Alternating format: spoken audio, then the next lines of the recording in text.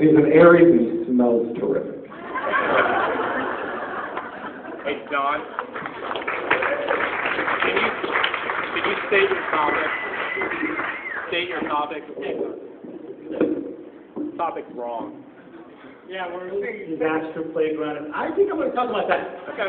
We're changing. I'm going to talk about form, function, follows meaning.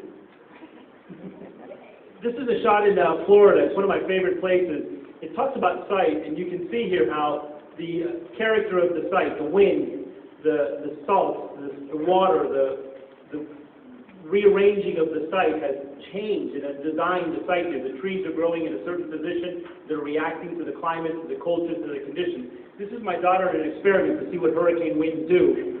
We actually were in a hurricane in Florida, and again, it just wanted to remind me of understanding the site. And when you're looking at a design project, looking at the different conditions of the site changes. Winter changes the site.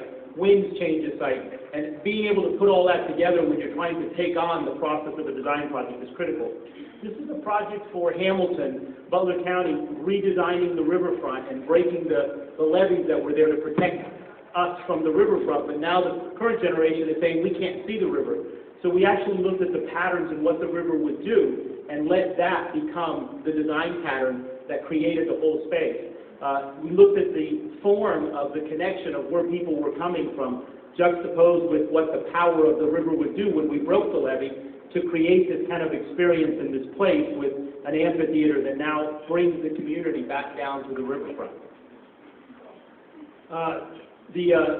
All the patterns in this design were actually created by the forms of the river and the water movement. This is the airport project, and what I wanted to talk about here is, again, what forms architecture to me is the site, the client, or the architect. This was one where the client said, I want a gateway. They had a double-wide trailer that was their terminal, and they wanted a story. So what we did is we took the celebration of flight, and the second floor becomes a wing. The inside lights become what lights would become on an airplane. The idea of taking a visitor to this facility and experiencing the sense of being up close in an airplane, not coming up to an airplane through a tunnel, but actually coming through an airplane by walking under it and seeing the wheels, seeing the structure. And the building became the conduit that you would experience that with.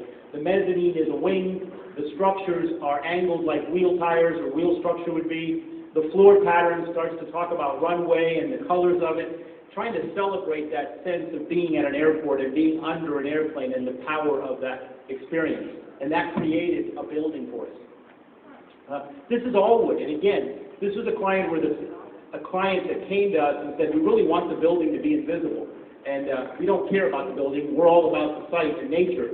And what we ended up doing is really trying to understand the site, looking at what is special about the site, and then trying to create a building that magnifies or accentuates that. Every tree that we cut down became something in the building. The front doors are actually made of 8 species that were all the species of trees that had to come out to replace the building, and all the exhibits inside the building actually were reusing some of the trees and the lumber that we did. But the forms of the building were all, the views of the building were all about telling the story of the site. And this kind of goes back to that idea that we wanted to make sure that whatever season you approach the building at, it was not a monumental building, but it was a building that was serving the site, and the site becomes the story for this building.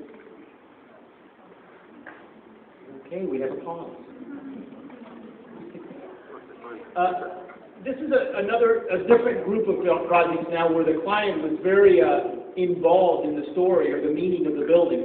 When we started this project, the client said they wanted a project that was very different and that sent a sense to the users that this was a college campus and that they were not going to organize themselves by grades or by student age, but by curriculum. So each one of these fingers represents a subject in this high school. And for us, the highway, 75, 35, the river helped tell the story. And our story was to connect the students back to downtown. They're going to be here for 2 years, and they're going to end up working in this community. So every path that you take, I love this picture, every path that you take, you look at downtown and you reconnect with downtown. So the whole goal was reconnecting the students with downtown. This is actually a picture from one of your speakers in the next section. The Girl Scouts is another one of those where the meaning came from the client and the site. The client, it's for the Girl Scouts, and they said our Girl Scouts go through 5 stages. We have all the way from daisies to the corporate women that are leading the facility, and we want this facility to represent that. So when you look at the building, there's 5 parts to the building, and it starts to show you all the different aspects of young girls to women that are managing this organization, and all the different aspects of how they think, how they work, how they function, how they grow, how they metamorph into each stage of their organization. So the building has sides that are very soft, that are reacting to the nature, to the site, and then the building also has sides that are very complicated, that are reacting again to the client and the changes in the client, but also to the site. The whole structure was generated from a leaf from the site, and it's about telling the story of the Girl Scouts, but it's also about telling the story of the site and trying to help reveal the site in a way. This is one of the transitions from one age in girls' life to the more corporate side of managing this facility, and juxtaposing this form with the site. The form is really revealing the site, but it's also showing that there's a little bit more complexity here, and I love the experience of being able to see the site and see the different aspects.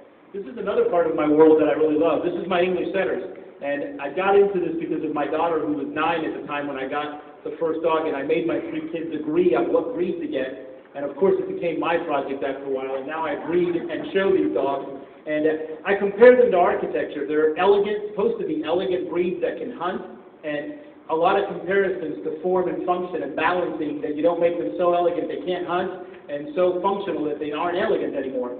Same as this project. This was the stair at our office building, and trying to balance that this should be fun, should be aesthetic, and you should enjoy it, but it also has to function and do a certain thing. And a lot of parallels in my life come now from the English setters and breeding them in this. This is actually my house. It took 15 years to come up with this design, and the blue is the original house, and I went through 17 different designs over a 15-year period because I wanted to be very modern at some time, and then I wanted to be very site-driven at some times, and then I wanted to be very client-driven at some times. At the end, I created something that was very house-driven, and it tells the story of the original house. Thank you.